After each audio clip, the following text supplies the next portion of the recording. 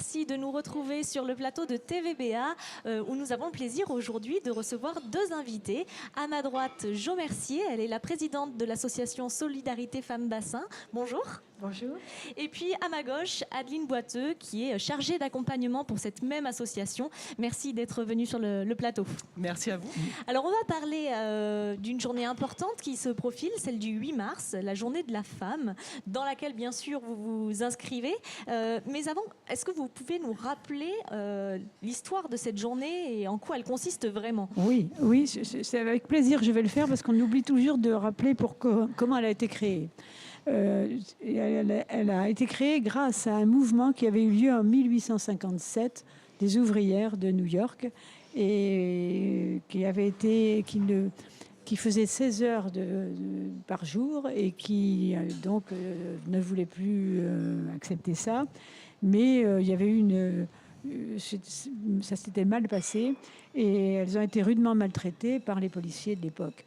Et puis du coup, en 1910, c'est Clara Zetkin qui a pris ça en main lors de l'internationale socialiste de 1910. En hommage à ces femmes-là, elle a créé cette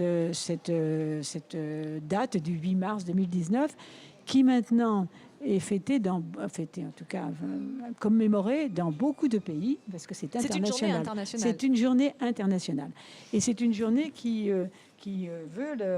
c'est la journée internationale des droits de la femme. C'est pas juste de la femme. C'est pas juste de la femme. Il y a des droits de la femme. revendications Et je trouve ça bien de pouvoir le rappeler parce qu'il y a encore beaucoup de choses à faire sur les droits de la femme. On en a.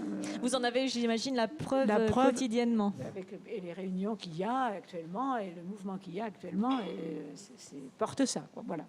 Alors vous, votre association Solidarité Femmes Bassin, elle a été créée quand ? En 2012. Et pourquoi ?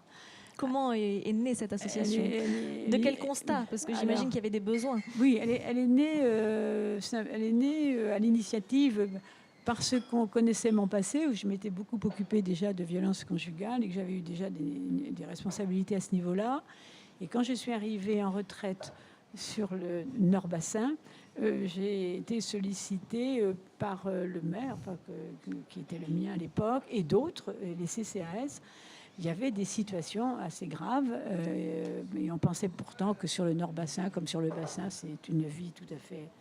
il n'y a pas ce genre de c'est problème. peut-être plus caché, moins visible. C'était plus caché. Même ça n'a pas été si facile que ça, faire accepter l'idée qu'ici, comme ailleurs, il y a des violences conjugales et des femmes qui sont malheureuses et des enfants aussi. Voilà. Donc, à partir de là, moi, je ne m'en occupais plus. J'étais sur un autre créneau. Et de fil en aiguille, comme on m'appelait souvent, j'ai préféré. Je me suis dit, il faut que je me décide, quoi. Donc, j'ai constitué un groupe. On a réussi, un groupe, hommes et femmes, qui est d'ailleurs à l'origine. Et parce qu'il y a quand même des hommes qui s'intéressent tout de même à cette question, c'est pas toujours facile. Et donc, là-dessus... on a créé notre association en 2012. Voilà.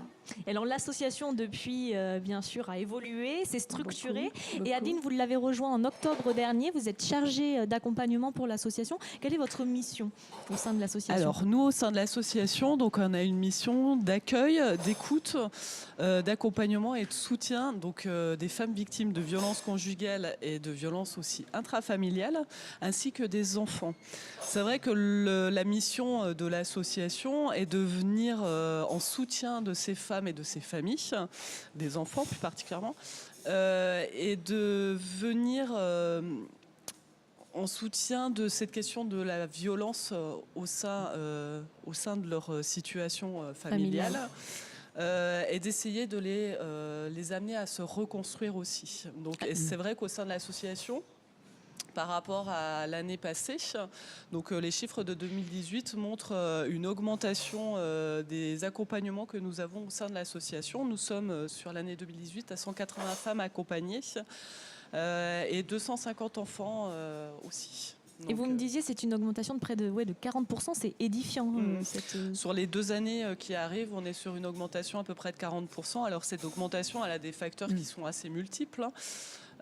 Donc c'est un accroissement de la population aussi, c'est le fait qu'on parle un peu plus de la situation des violences conjugales. La parole se libère La davantage. parole se libère et l'association aussi, le travail qui est mené et tout par la présidente, le membre du CA, les bénévoles font que l'association est de plus en plus connue sur le territoire et on travaille énormément avec tous les partenaires du territoire. Mais je pense que là... Oui. Je suis tout à fait d'accord, évidemment. Et on a de plus en plus de sollicitations parce qu'on travaille aussi avec les personnels de la santé. On travaille maintenant, on commence à travailler avec des médecins, les gendarmeries, on travaille énormément, la police aussi nationale. Donc, se construit comme ça bien plus un réseau plus important, plus actif. Et par exemple, je vois les cliniques du Nord-Bassin, ça y est, et du Sud aussi. Il faut dire aussi que du Nord-Bassin, on intervenait presque exclusivement sur le Nord-Bassin. Maintenant, on intervient sur le Sud-Bassin. Et le Val-de-l'Air, je crois. Et le Val-de-l'Air. Et donc... on n'ose pas dire non, donc on a dit oui, mais en même temps, c'est une association qui prend une extension inquiétante en même temps, parce qu'il faut qu'on tienne le coup, nous aussi, là-dedans.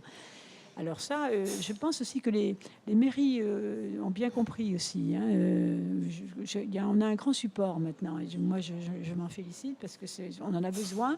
Les CCAS, les MDSI, tout le monde, on travaille vraiment dans une très bonne collaboration jusqu'à maintenant. Et d'autres organismes, on a d'autres associations, d'autres partenaires. Et donc, on développe ça. Mais on peut le développer que si on a les épaules pour le faire, quoi.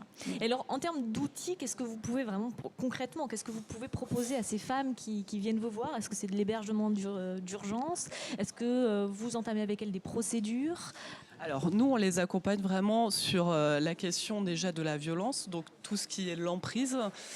L'emprise est très compliquée à comprendre aussi pour les femmes qui le vivent et même pour l'entourage et tout. Donc nous, on est vraiment le point d'appui par rapport à toutes ces questions-là. Et on a de multiples partenaires. Et c'est vrai que l'association, depuis qu'elle s'est créée en 2012, a réussi à créer autour d'elle un groupement de partenaires qui font que on travaille sur la question de la justice, on travaille sur la question du logement, puisque c'est la première chose aussi de les mettre à l'abri. Et nous, au sein de l'association, nous avons un logement que nous gérons, où on peut accueillir du moins 2 femmes avec des enfants. Et à côté de ça, on travaille beaucoup avec les mairies qui, sur des logements saisonniers, nous prêtent leur logement pour qu'on puisse accueillir ces femmes.